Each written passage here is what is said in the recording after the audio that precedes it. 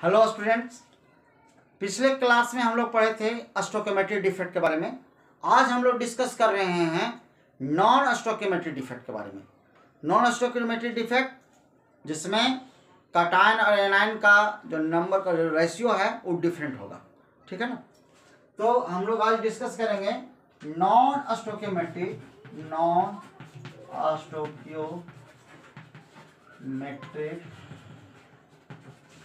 Defect.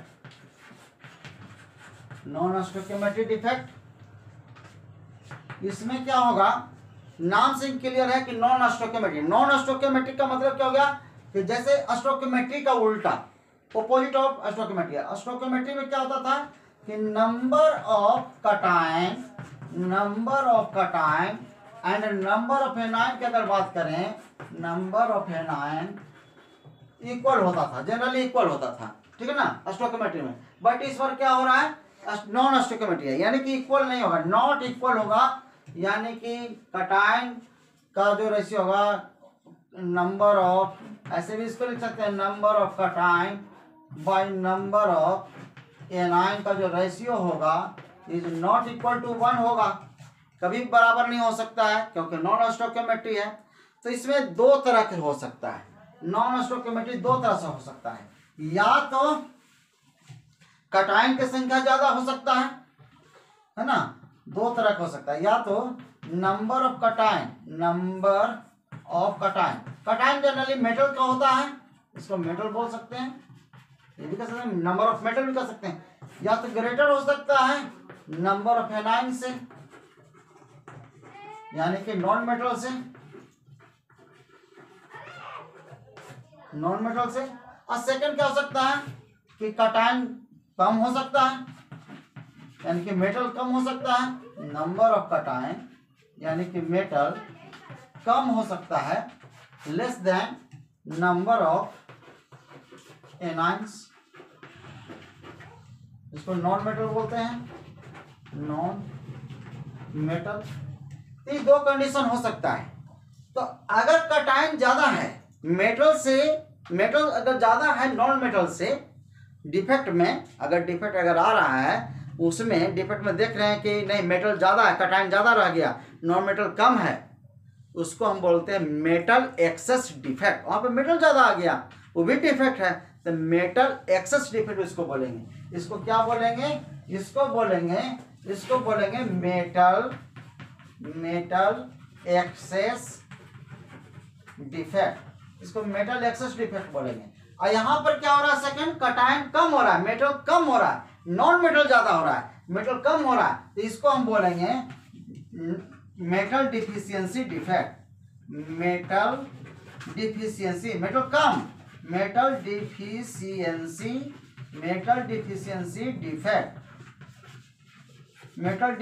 Defect. तो non stoichiometric दो प्रकार का हो गया, एक मेटल एक्सेस डिफेक्ट होगा जिसमें मेटल ज्यादा हो जाएगा, डिफेक्ट के बावजूद क्रिस्टल में मेटल की संख्या ज्यादा होगा नॉन मेटल से। या तो दूसरा हो जाएगा मेटल कम हो जाएगा नॉन मेटल से, ये भी डिफेक्ट है।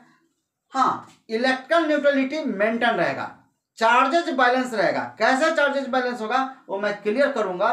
तो फाइनली आपका कंक्लूजन क्या निकला कि नॉन स्टोइकियोमेट्रिक डिफेक्ट दो प्रकार का हो रहा है, एक मेटल एक्सेस डिफेक्ट हो रहा है, एक मेटल डिफिशियंसी डिफेक्ट हो रहा है। क्लियर है?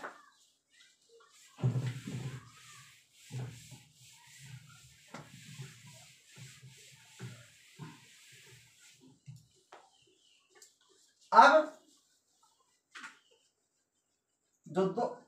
1 बाय 1 करके हम लोग पढ़ेंगे। सबसे पहला metal access defect, metal access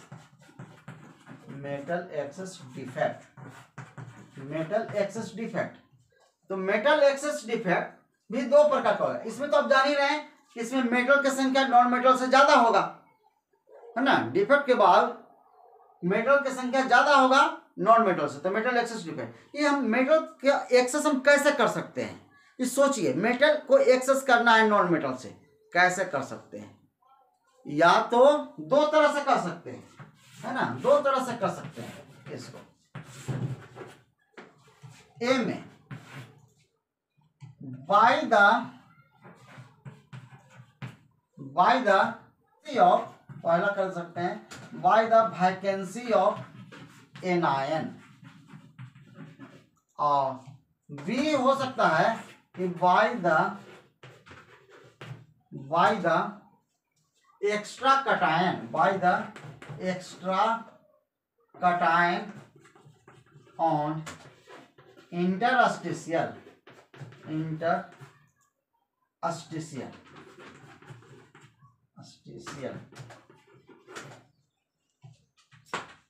metal access defect दो प्रकार का हो रहा है, दो तरह से हम कर सकते हैं, या तो by the vacancy of anion, vacancy of anion का मतलब क्या हो गया, एनाइन को हटा देंगे वहां से तो नेचुरली कटायन ज्यादा हो जाएगा। अगर एनाइन को आप हटा रहे हैं, खाली करवा रहे हैं क्रिस्टल से केवल एनाइन को, तो इसका मतलब है कि उसमें तो मेटल ज्यादा हो जाएगा। एनाइन तो आप हटा रहे हैं, पहले तो बैलेंस था, दोनों कटायन एनाइन दोनों बराबर था, हम एनाइन को हटा दिए तो कटायन ज्यादा हो गया, यानी कि मेटल उसमें ज्यादा हो गया।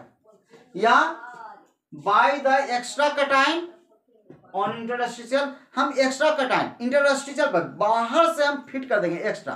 तो पहले बैलेंस था, पहले कटायन माने कि 10 कटायन 10 एनायन पहले से था, हम एक कटायन उसमें इंटरस्टिशियल में बाहर से हम डाल दिए तो कटायन ज्यादा हो गया। तो दो तरह से हम एक्सेस कर सकते हैं मेटल, या तो एनायन को हटा करके या एक्स्ट्रा कटायन को शिफ्ट करवा करके। क्लियर हो रहा है? जैसे पहला वैकेंसी एनायन देख लो, पहले मैं डिस्कस कर रहा हूं ए में, by the vacancy of anion, by the vacancy of anion, anion की वैकेंसी करवाते हैं। देखिए कैसे, किस तरह का क्रिस्टल होगा आप समझिएगा अच्छा से, इसको मैं केवल एग्जाम्पल समझना है ना, लिख करके तो पीडीएफ मैं सेंड कर दूंगा।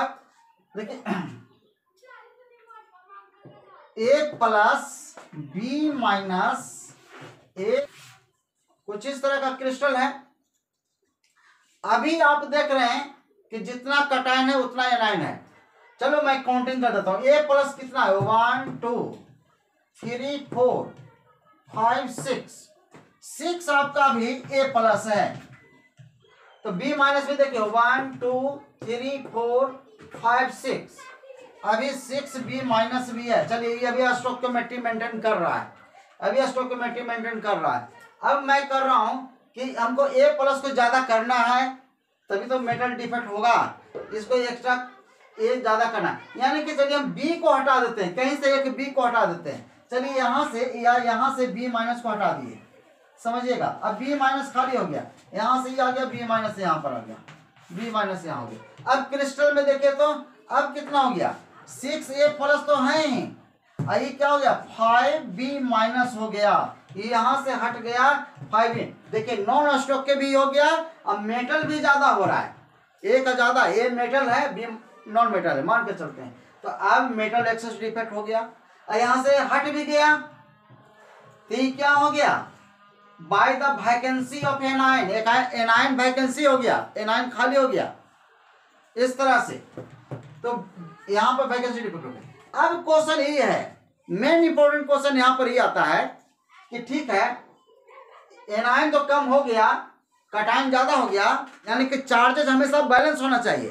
तो अभी तो चार्ज क्या है, बैलेंस नहीं है। अभी क्या हो गया कि 6 प्लस है और 5 माइनस है, अभी अनबैलेंस है। तो चार्ज मेंटेन करते हुए किस डिफेक्ट तैयार होता है। तो कैसे, अब मेंटेन देखिए, हम चार्ज को मेंटेन करवाते हैं, न्यूट्रल करवाते हैं, उसी को कहते हैं इलेक्ट्रिकल न्यूट्रलिटी। देखिए कैसे न्यूट्रल होगा।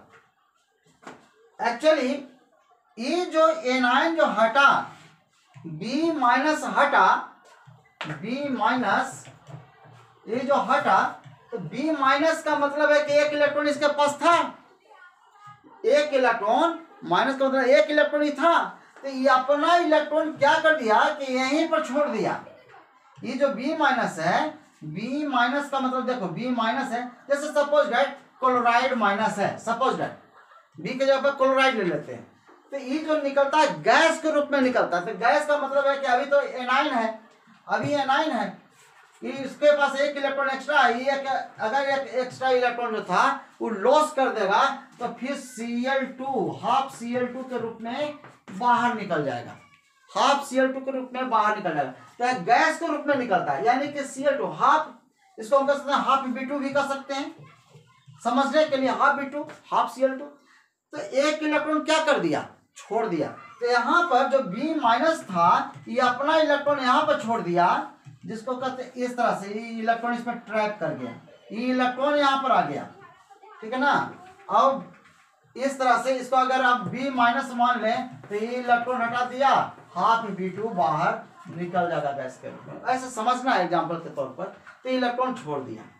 अब जरा देखें तो इलेक्ट्रॉन न्यूट्रलिटी, ये भी तो माइनस है, इलेक्ट्रॉन का मतलब माइनस, तो माइनस जितना प्लस था 6 प्लस था, 6 प्लस था, तो अभी भी 6 माइनस है, इसमें 6 माइनस है, इसको कहते हैं इलेक्ट्रिकल न्यूट्रलिटी मेंटेन करना, इलेक्ट्रिकल न्यूट्रलिटी मेंटेन हो गया, ठीक है।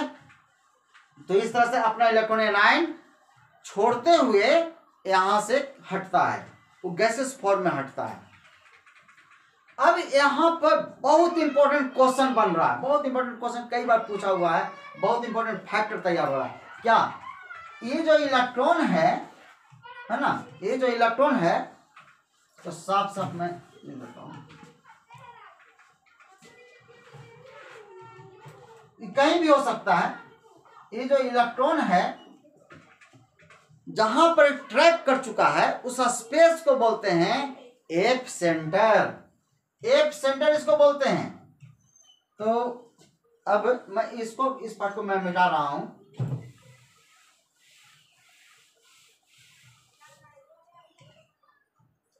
ये जहां पर स्पेस है, इस लेटेस्ट पॉइंट, इसको हम बोलेंगे एप सेंटर, बहुत इंपॉर्टेंट टर्म आ रहा है एप सेंटर। एप सेंटर का मतलब क्या होता है, देखिए एप लिया गया है, एप का मतलब हो गया फॉर्बिजेंटर, फॉर्बिजेंटर ग्रीक वर्ड है, फॉर्बिजेंटर, फॉर्बी का मतलब कलर होता है, फॉर्ब का मतलब होता है, फॉर्बी का मतलब कलर होता है, और जेंटर का मतलब सेंटर होता है, जेंटर का मतलब सेंटर होता है, हम लोग सेंटर बोलते हैं उसको, ग्रीक में जेंटर कहा जाता है। तो कलर सेंटर, ये कलर सेंटर तैयार हो गया, अब नया टर्म आ गया कलर सेंटर। ये कलर सेंटर क्या है, एप सेंटर क्या है, डायरेक्ट पूछेगा एप सेंटर मतलब कलर सेंटर। ये कलर कहां से आ गया इसमें, देखिए क्योंकि इलेक्ट्रॉन आपका फ्री इलेक्ट्रॉन है, एक इलेक्ट्रॉन फ्री इलेक्ट्रॉन है, जब फ्री इलेक्ट्रॉन है तो इसके कारण बहुत सारा प्रॉपर्टी डेवलप कर रहा है, इस क्रिस्टल में नया प्रॉपर्टी डेवलप कर जाएगा डिफेक्ट के बाद। सबसे पहले कलर शो करेगा, कलर क्यों शो करेगा, क्योंकि फ्री इलेक्ट्रॉन है, जब फ्री इलेक्ट्रॉन है तो क्या करते हैं कि जब हीट करेंगे तो एनर्जी को क्या कर लेता है, एब्जॉर्ब करता है ना, उसके बाद फिर रिफ्लेक्ट करता है, शॉर्ट कि पहले मेटल क्या करता है, एब्जॉर्ब करता है लाइट को, फिर रिफ्लेक्ट करता है, ठीक है ना, जो रिफ्लेक्ट करेगा सर्टेन वेवलेंथ से तो वो कलर दिखाई देगा। कैसे, अभी डिपेंड करता है कि कलर किस पर डिपेंड करेगा। जैसे मान लेते हैं कि हमारे पास सोडियम क्लोराइड का क्रिस्टल है, सोडियम क्लोराइड, तो याद रखना सोडियम क्लोराइड येलोइश कलर का होता है, येलोइश कलर, जब ये रिफ्लेक्ट करेगा लाइट तो येलोइश कलर दिखाई देगा इसका, अगर इसका yellowish colour, yellowish colour, yellowish colour sodium chloride. फिर उसके बाद अगर केसीएल लेते हैं, अगर केसीएल का क्रिस्टल है तो वायलेट कलर का होगा, लिथियम क्लोराइड है पिंकिश कलर का होगा,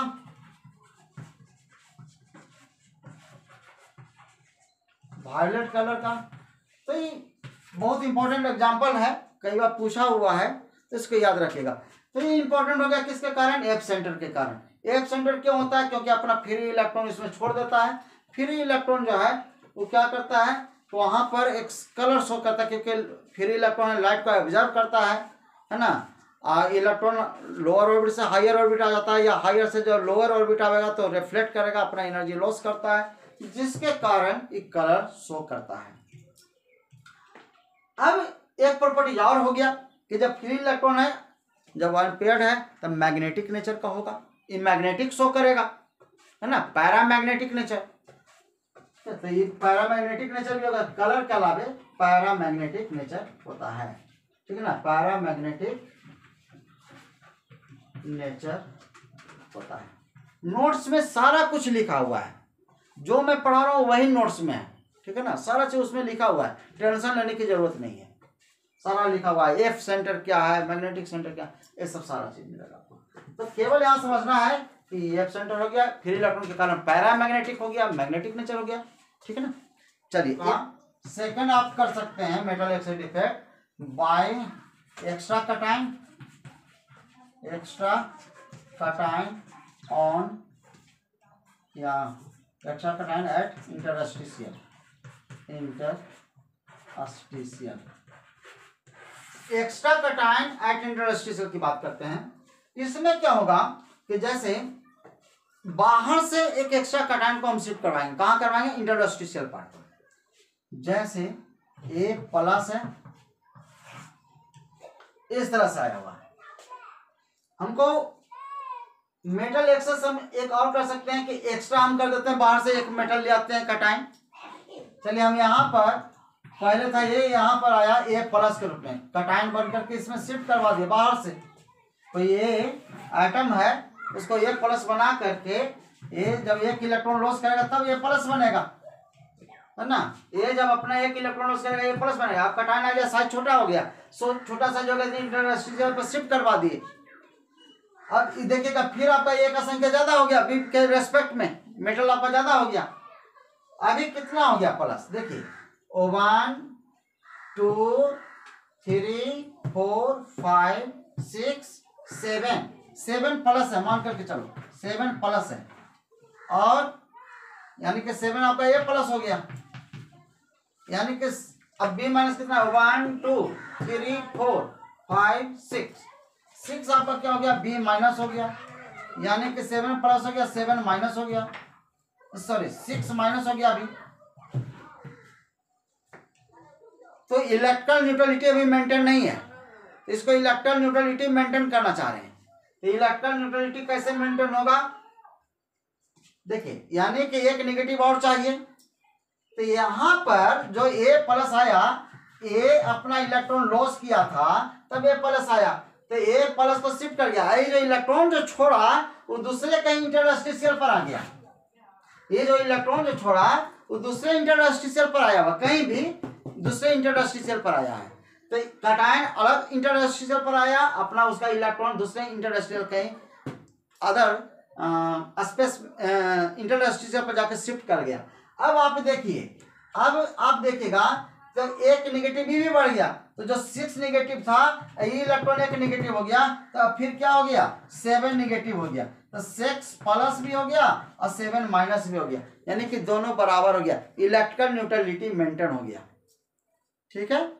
जनरली जिंक ऑक्साइड वगैरह में कुछ इस तरह से होता है, जिंक ऑक्साइड में जिंक 2 प्लस ऑक्साइड 2 माइनस, तो इसी तरह का चीजें उसमें फिनोमेना होता है, ठीक है ना। तो प्लस और माइनस जो चार्जेज है वो बैलेंस रहता है, ठीक है। ऐसे डिफेक्ट को हम बोलेंगे एक्स्ट्रा कटायन, एक्स्ट्रा बाहर से कटायन आ गया एट इंटरस्टिशियल मेटल डिफेक्ट।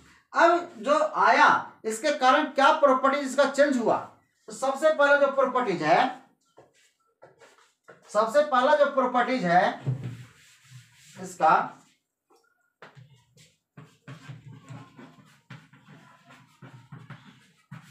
इस इलेक्ट्रॉन के कारण है, अनपेयर्ड इलेक्ट्रॉन है जिसका कलर शो करेगा, कलर होगा पहला। दूसरा मैग्नेटिक नेचर का होगा, अनपेयर्ड इलेक्ट्रॉन जो रहता है वो मैग्नेटिक नेचर होता है, याद रखना। जब पेयरिंग होता है तो अनपेयर्ड हो जाता है, डायमैग्नेटिक नेचर होता है। ये पैरामैग्नेटिक नेचर हो गया, यानी कि मैग्नेट में अटैक कर देगा, पैरामैग्नेटिक नेचर, पैरामैग्नेटिक नेचर होगा। थर्ड क्या होगा, थर्ड होगा कि चूंकि फ्री इलेक्ट्रॉन है जिसके कारण गुड कंडक्टर होगा इलेक्ट्रिसिटी का, गुड कंडक्टर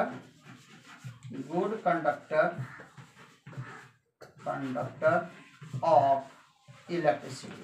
तो ये आपका इंपॉर्टेंट पॉइंट बना है ना, ये सब आपका इसका प्रॉपर्टीज होता है। क्लियर हो गया? चलिए, तो ये था आपका मेटल एक्सेस डिफेक्ट। सेकंड है metal deficiency defect. Metal deficiency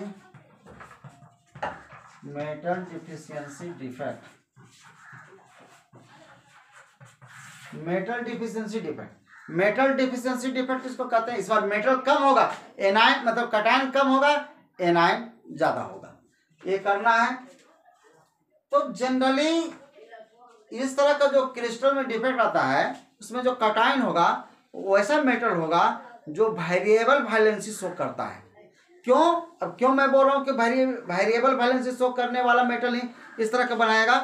देखिए एग्जांपल में सबसे पहले फिर ले लेते हैं, एक अभी स्टोइकोमेट्री मेंटेन है, जितना प्लस उतना माइनस है। चलिए एक 1 मैंने देख लीजिए, ए प्लस कितना 1 2 3 4 5 6 आपका ए प्लस हो रहा है। इसमें आप देखेगा तो 6b माइनस भी होगा इस तरह से। अभी तो बैलेंस है, हमको इसको नॉन स्टोइकोमेट्री में ले जाना है। अब मेटल को कम करना है, यानी कि इस बार क्या होगा, एनायन ज्यादा करना है। तो एनायन ज्यादा कैसे होगा देख लो।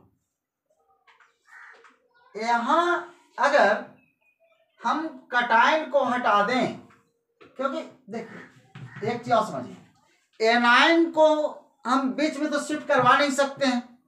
इंटरस्टिशियल पर हाँ खाली रहता, लैटिस पॉइंट खाली रहता तो एनायन आ सकता था बाहर से। तो बाहर का इस वक्त कोई गुंजाइश नहीं है, क्योंकि सब पैक है।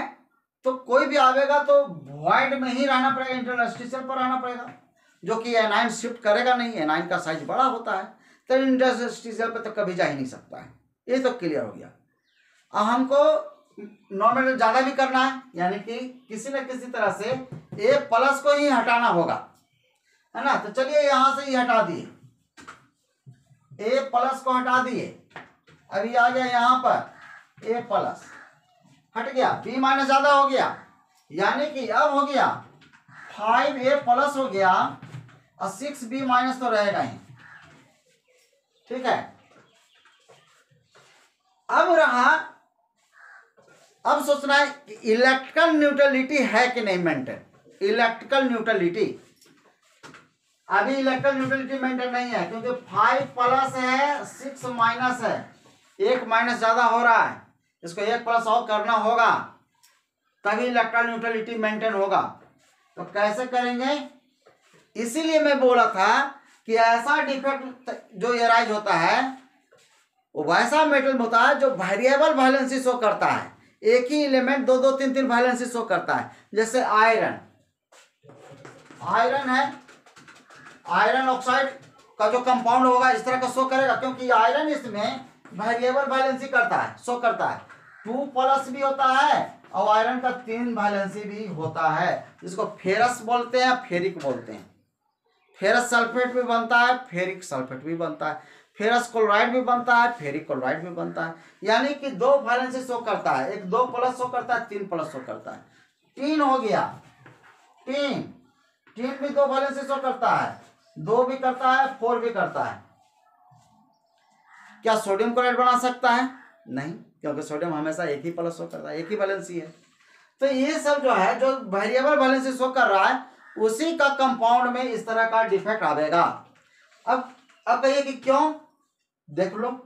जैसे मान करके चलिए कि ए जो था, एक जगह पर हम आयरन रख रहे हैं, मान लेते हैं सपोज आयरन रख रहे हैं, तो यहां पर जैसे ही हटा ए प्लस, तो कोई दूसरा जो ए प्लस होगा वो एक और इलेक्ट्रॉन लॉस कर देगा। इसको ऐसे समझते हैं, बड़ा करते हैं। ए जो है यहाँ पर पहले 1 प्लस था ना, वो एक और लॉस कर देगा। वेरिएबल वैलेंसी वाला मेटल बोल रहे हैं, है ना। जैसे पहले 2 प्लस था तो एक और लॉस करके 3 प्लस भी कर सकता है, क्योंकि दोनों वैलेंसीज का शो करने की टेंडेंसी है। तो एक और प्लस शो कर दिया, 2 प्लस हो गया। अब जरा देखे तो, यानी कि ये ऐसा था जो दो वैलेंसी शो कर रहा था, एक भी वैलेंसी शो है और दो भी वैलेंसी शो कर रहा है, कभी दो कर दिया। अब इस तरह से जब कर दिया, अब देखिए चार्जेस क्या हो गया, जो 5 प्लस था एक और प्लस बढ़ गया तो हो जाएगा 6 प्लस हो गया और 6 माइनस हो गया। अब इसका मतलब इलेक्ट्रॉन न्यूट्रलिटी आपका मेंटेन हो गया। क्लियर हो गया। तो जनरली किस तरह का कंपाउंड बनाएगा, FeO में बनावेगा, SnO2 में बनावेगा, मतलब इस तरह से। इस सब का एग्जाम्पल है क्योंकि वेरिएबल बैलेंस शो करने वाला का ये होता है। तो यहाँ पर चार्जेस भी बैलेंस हो गया। हाँ, यहाँ पर देखिए एक वैलेंसी क्रिएट हो गया, ये वैलेंसी आपका यहाँ पर वैकेंसी क्रिएट हो रहा है, खाली हो रहा है, ठीक है ना। तो ये वैकेंसी डिफेक्ट का एग्जांपल भी हो गया। तो इस तरह से, लेकिन चूंकि स्टोइकियोमेट्रिक मेंटेन नहीं है, नॉन स्टोइकियोमेट्रिक है, तो इस तरह का जो डिफेक्ट आता है इसको कहते हैं मेटल डिफिशिएंसी डिफेक्ट। अब इसमें न्यूमेरिकल देखिए, इस पर बहुत इंपॉर्टेंट न्यूमेरिकल पूछा गया है, ये आपका एनसीईआरटी में है, ठीक है ना, इस टाइप। चलिए क्वेश्चन है कि in the crystal of Fe0.96O, ठीक है ना, फ्रैक्शन में आया हुआ है, इस क्रिस्टल में number of particles of iron 2 plus कितना है, आयरन 3 प्लस वाला आयन कितना है। क्योंकि यहीं से पता चला कि फ्रैक्शन में है, तो देखिए कैसे सॉल्यूशन करेंगे। Fe0.96 है और O है। हम लोग जानते हैं कि क्रिस्टल में इलेक्ट्रॉन न्यूट्रलिटी मेंटेन रहता है, यानी कि जितना प्लस होगा उतना माइनस होगा, ये तो क्लियर है कि जितना पॉजिटिव होगा उतना नेगेटिव होगा। तो मानते हैं कि Fe, अगर हम इसकी बात कर लें, इसको डायरेक्ट हम मान सकते हैं, अगर इसको 1 अगर मान लें, सॉरी 96 मान लें, तो ऑक्सीजन O1 हो जाएगा, ठीक है ना, 100 से मल्टीप्लाई कर दिए तो ये हो जाएगा 96, ये हो जाएगा O1, यानी कि अगर O1 ऑक्सीजन है तो 96 पार्ट क्या है, आयरन है। अब इस आयरन में, जो आयरन है इसमें दो तरह का आयरन है, एक 2 प्लस वाला भी है, Fe2 प्लस का भी है, और Fe3 प्लस का भी है। यही आपको पता लगाना है इसमें कितना Fe2 प्लस है, कितना Fe3 प्लस है। तो मान लेते हैं कि टोटल आपका 96 है। अब इस 96 में ये मान के x है, मान लेते हैं, है ना, ऐसा कर देते हैं, let number of Fe2 plus ion equal to x, इसलिए नंबर ऑफ Fe3 प्लस कितना हो जाएगा, 96 माइनस x हो जाएगा, ये हो जाएगा, ये x है, ये कितना बच जाएगा, 96 माइनस x बचेगा, इतना बच गया Fe3 प्लस आयन। अब जितना बतलाए कि जितना प्लस उतना ही माइनस होगा, तो जो भी इसी के बराबर होगा ऑक्सीजन पर, प्लस है तो माइनस होगा, ऑक्सीजन पर 2 माइनस होता है, ठीक है ना।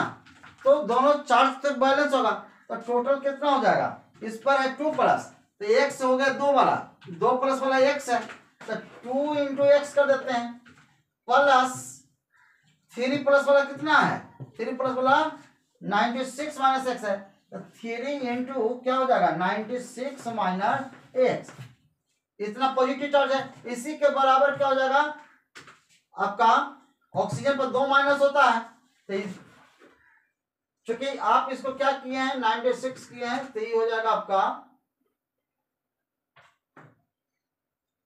सॉरी यहाँ पर 96 किए पॉइंट, तो ये हो जाएगा 100 हो जाएगा ना, ये जाएगा 100 हो जाएगा, ये 100 हो जाएगा। इसको आप 96 किए तो इसको आप 100 आपको करना पड़ेगा, ठीक है ना।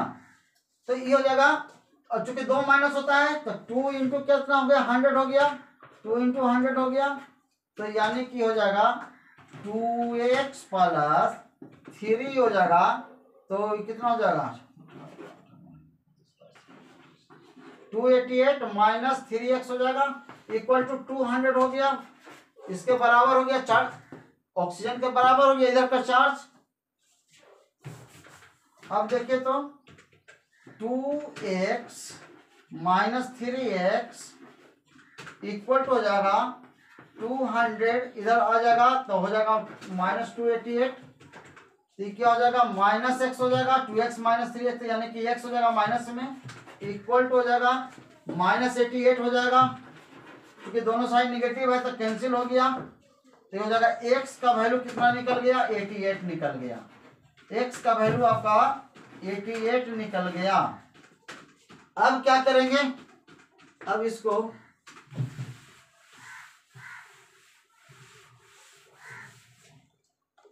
तो जब x का वैल्यू 88 आ गया तो AP2 प्लस कितना था, तो नंबर ऑफ AP2 प्लस कितना हो जाएगा x, x यानी कि 88 आ गया, इसी को x माने थे, तो नंबर ऑफ AP3 प्लस कितना हो जाएगा, तो 96 में से x माइनस कर देंगे, 96 माइनस 88 कर देंगे x, कितना, तो 96 माइनस 88 करेंगे तो ये हो जाएगा 8 हो जाएगा, यानी कि AP2 प्लस 88 AP3 प्लस 8 हो गया। इस तरह से इसमें परसेंटेज पूछ सकता है, अगर परसेंटेज पूछता तो क्या करते, परसेंटेज करते तो हो जाएगा कि चूंकि पूरा 96 है, देखिए परसेंटेज अगर AP2 प्लस पूछेगा या AP3 प्लस पूछेगा तो आप कैसे सॉल्व कर सकते हैं परसेंटेज को, तो ऐसे आप सॉल्व कर सकते हैं।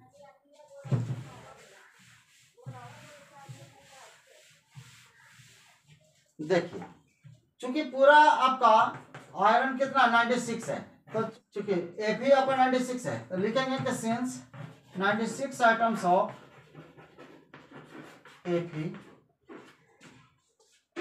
कंटेंस कितना 88 AP2 प्लस आयन, तो देयरफॉर 100 में कितना हो जाएगा 88 बाई 96 इंटू 100 इतना आ जाएगा। इसका मतलब हो गया कितना, मतलब हो गया कि 91.66% आएगा, 91.66% आ जाएगा ये। अब आप निकाल सकते हैं, जब इतना परसेंट है AP2 प्लस है तो AP3 प्लस कितना हो जाएगा 100 माइनस उतना कर देंगे, इसलिए percentage of AP3 plus equal to जाएगा 100 माइनस 91.66 इक्वल टू हो जाएगा 34%, 8.34% AP3 प्लस आएगा। तो इस तरह से आप इसमें वैकेंसी डिफेक्ट का क्वेश्चन पूछा जा सकता है, ठीक है। चलिए एक और है,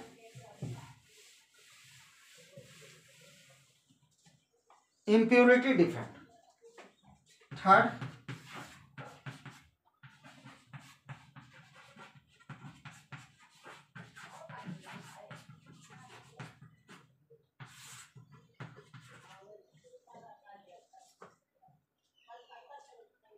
इम्प्योरिटी डिफेक्ट। इम्प्योरिटी डिफेक्ट में क्या होगा कि इस बार कुछ फॉरेनर जो एलिमेंट है, फॉरेन एलिमेंट माने कुछ या गेस्ट एलिमेंट या होस्ट एलिमेंट क्या होगा कि बाहर से शिफ्ट कर जाता है, एक्स्ट्रा दूसरा तरह का। जैसे मान के चलिए कि सोडियम क्लोराइड का क्रिस्टल है Na plus Cl minus Na plus Cl minus, sodium chloride का क्रिस्टल है Cl minus Na plus Cl minus Na plus, फिर आपका हो जाएगा Na plus Cl minus Na plus Cl minus, कुछ इस तरह का क्रिस्टल है। सोडियम क्लोराइड को हम इसमें शिफ्ट करवाना चाह रहे थे, टूटेगा तो हो जाएगा सोडियम 2 प्लस, तो 2 प्लस को शिफ्ट करवाना है, तो 2 प्लस इसको रिप्लेस करके 2 प्लस को रिप्लेस करेगा तो 1 मोल सोडियम 2 प्लस, क्योंकि पॉजिटिव तो सेम होना चाहिए, तो यहां से एक और सोडियम 2 प्लस को हटा दिए तो एक जगह कहीं सोडियम 2 प्लस को शिफ्ट करवा देंगे, क्योंकि चार्ज भी बैलेंस है, चार्ज तो वही है, 2 प्लस को हटाए 2 प्लस फिर डाल दिए 2 प्लस। लेकिन ये है कि अगर मोनोवैलेंट यानी कि सोडियम मोनोवैलेंट है, एक वैलेंसी वाला, तो 2 मोल मोनोवैलेंट को हटाते हैं तो 1 मोल मतलब बाईवैलेंट को क्या करते हैं, शिफ्ट करवाते हैं।